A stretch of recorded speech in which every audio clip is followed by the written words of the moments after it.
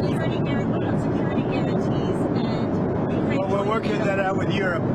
Europe will be largely involved in that. We're working that out with Europe. Europe really wants to see it end if possible. There were a lot of Republicans who felt that the first plan, the first 28-point plan, was too favorable to Russia. Have you changed Well, that was just a map.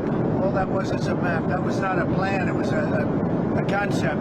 And from there, they've taken each one of the 28 points, and then you get down to 22 points. A lot of them were solved, and actually very favorably solved. So we'll see what happens. Do you think that Ukraine was being asked to give too much land back to Russia? I know at one point you said they shouldn't have to give any back. It's really up. Look, the way it's going, if you look, it's just moving in one direction.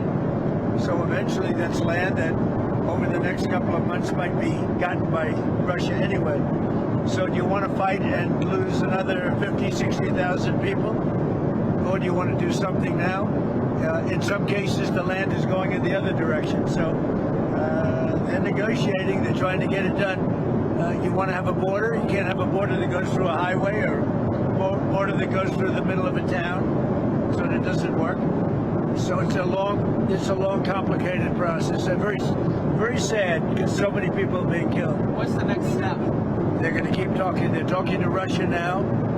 Steve Witkoff is going over, maybe with Jared. I'm not sure about Jared going, but he's involved in the process. Smart guy, and they're going to be meeting with President Putin, I believe, next week in Moscow. Next week in Moscow? I think so, yes. What kinds of concessions are the Russians going to have to make? Well, they're making concessions. Their big concession is they stop fighting and they don't take any more land.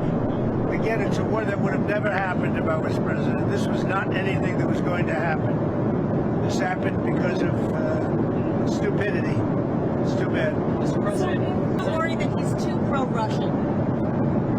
No, I think, look, this war could go on for years, and Russia's got a lot more people, got a lot more soldiers, you know. So I think if Ukraine can make a deal, it's a good thing. I think it's great for both. Frankly, I think it's great for both.